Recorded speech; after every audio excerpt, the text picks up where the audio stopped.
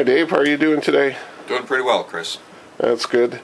So we're here today on your model railroad. It's the Conn River line. Can you tell us a little bit about it in terms of how you got your ideas and what the focus is?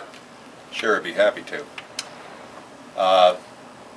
Basically, when I was a kid, I grew up in Quebec City, which is on the Quebec Central Railway, which CPR subsidiary ran through the eastern townships of Quebec down into Vermont. I holidayed in New England as a child, and as a natural interest, I liked Vermont, I liked the Green Mountains, and I liked the Canadian Pacific Railway. In 1985, when I decided to get back to modeling in North American stuff, I concluded that the key was to go back to the CPR, my first love. Coincidentally with that, I read a book written by a few gentlemen about the dieselization of the CPR, and one whole section of that was devoted to dieselizing the Newport line, or the Connecticut River line, down into Vermont, and I thought that would be perfect. It combined my childhood memories of New England, Vermont, the Green Mountains, and my railway, the Canadian Pacific. So as a result, I wound up modeling that, and this layout now is, that you're looking at, or going to be looking at, is now some 25, 30 years old almost, but it reflects that. It got a little beyond simply CPR in the Quebec Central. It wound up incorporating other railways, as you can see. If you look at the map of the railway, you'll see up here is Canada, Quebec province, and there's the border. Just below the border of Sherbrooke, Quebec, on Lake Massawippi, there is Newport Yard, which is a CPR yard in 1957. The CPR line ran down this line about 60 miles down to a place called Wells River down here, going through a major junction, St. Johnsbury, right here. St. Johnsbury is a well-known, fascinating station. It has lines coming in on the Maine Central, through the mountain division of the Maine Central, into St. Johnsbury. It has the St. Johnsbury-Lamoille County coming in from Swanton, Vermont, running across to Lake Champlain on the other side of Vermont. And right now we're running right along the New Hampshire-Vermont border till we get to Wells River, which was the end of the CPR line. On this layout, I modeled down another 60 miles to White River Junction down here. This line was the Boston and Maine connector. So this railway was a bridge line between Canada, down through here, to the New England states.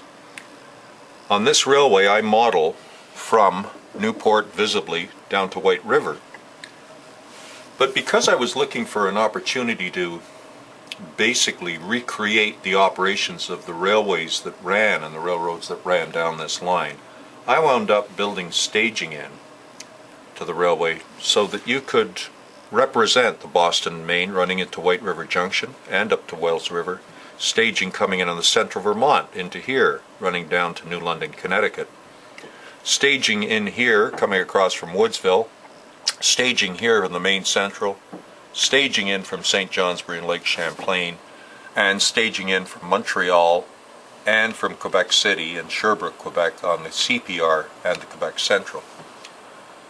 Fundamentally, the layout now in its concept consists of 4 dioramas, one might say, of Newport, St. Johnsbury, Wells River, and lastly White River Junction, connected by relatively short pieces of railway line on the layout, and with a considerable amount of staging tracks coming in from all of these different directions as I attempt in my world to recreate what happened in the typical day of operations in 1957 on that railway. It's kind of interesting when you look at something like that as a model railroad, because a lot of people, when they build point-to-point railroads, stick their staging at the end and they feed it into their model, where yours comes in all the way along the line. How did you come across that idea?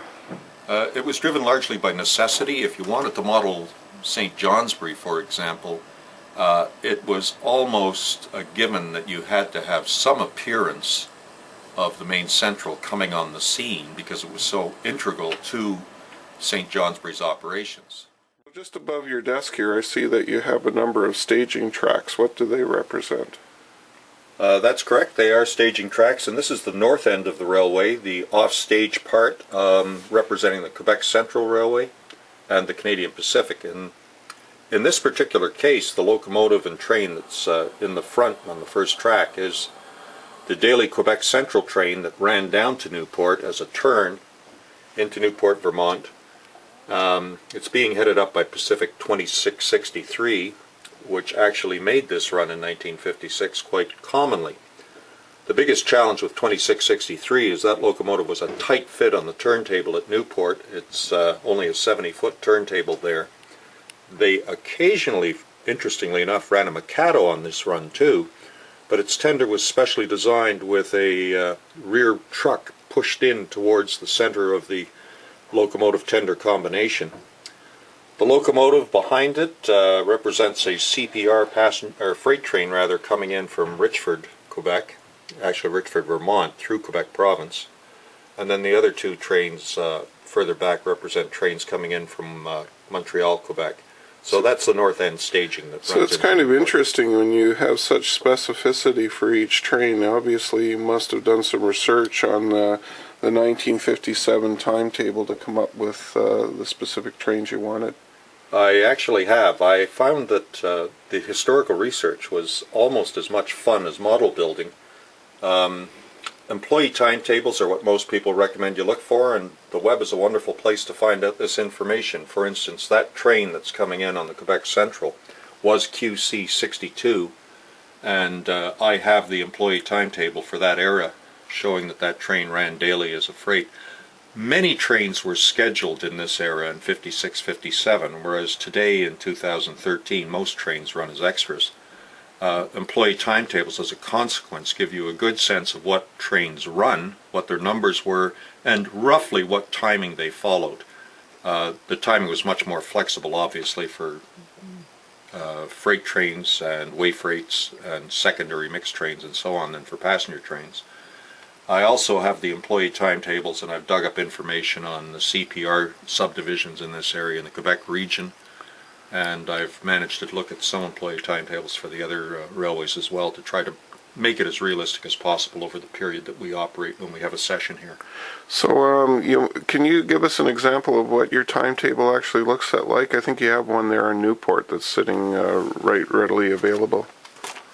Well, this particular document is the sort of the work list, if you will, of the Newport operator who runs or controls or has to be concerned about these various trains that come through the yard that he's responsible for. So you have one of these in each station with a timetable relevant to that specific station? That's correct. Each operator has that, so he knows what to expect. He knows that another operator who's running on the main will be asking for clearance into his yard at that time roughly. He also knows that he may or may not have to be making up or breaking up a train, and generally controls the flow through the yard based on that timetable. The additional information on the timetable is just to help as a guide and also to let them know what locomotive is usually assigned to that for DCC acquisition purposes. Okay, so here we are in Newport. Newport is, I guess, a small town that's just south of the border of Canada where the CPR comes in.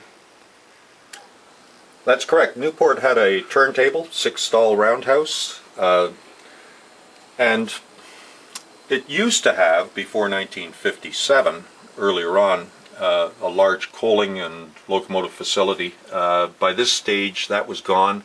All they had to do was water the odd steam locomotive when it came in. It's nothing but a classification yard.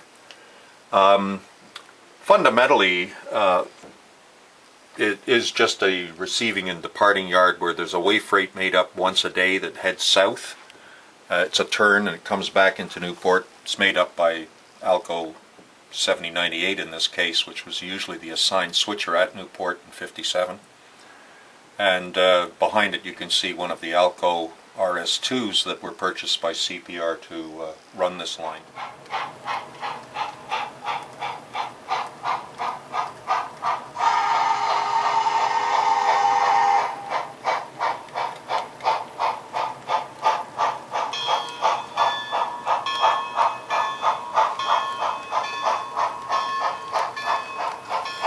So here we've got the first train of the day coming out. Which one is this? This is the Quebec Central train out of Sherbrooke, Quebec, coming into Newport Yard. It's headed up by locomotive 2663, CPR G2, and it's got 4 cars behind it at the moment, fairly light load.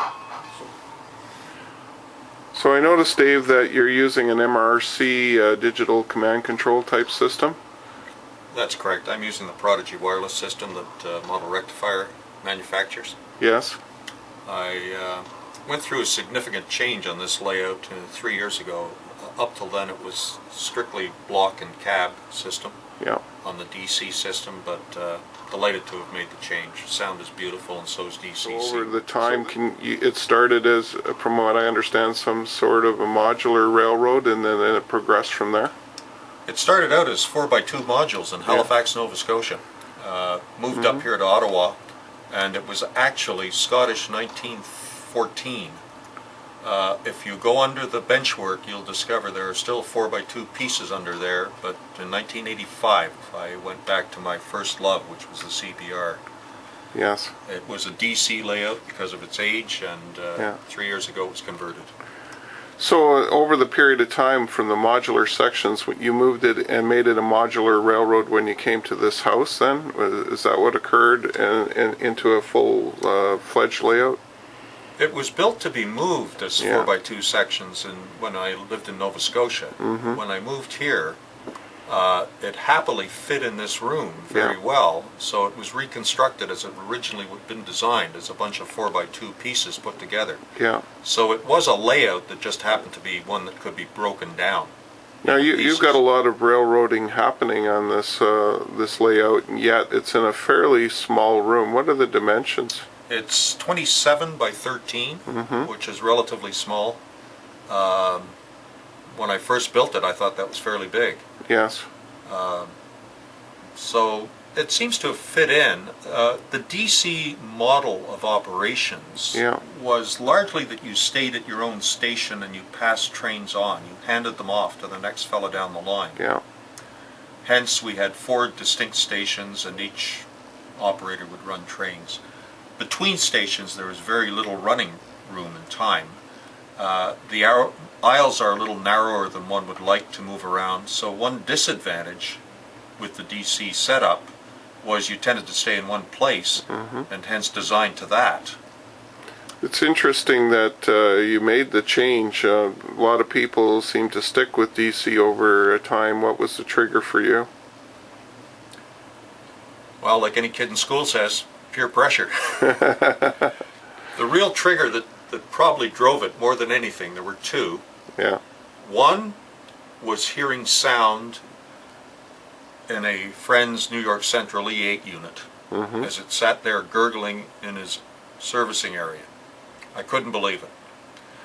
The next one was the St. Lawrence Division had a convention, a regional convention here in Ottawa. There were, I believe, about 20 open houses. Layouts were available to be viewed, and somebody observed that my layout was the only one that was not DCC. Perhaps peer pressure was the biggest thing that caused me to make the change, but seriously, it was all of the advantages that entails with DCC. It simplified operations tremendously for the operator. I guess in many ways too, it kind of re-energizes you into the hobby because it allows you to experiment with new things that you've never done before. Sure did. This layout had been sitting almost semi-complete, as many of our layouts are, for a period of about 10 to 15 years. And when I got rolling on that conversion and changing the layout operating concept and things like that, suddenly I started upgrading scenery as well, and then buildings.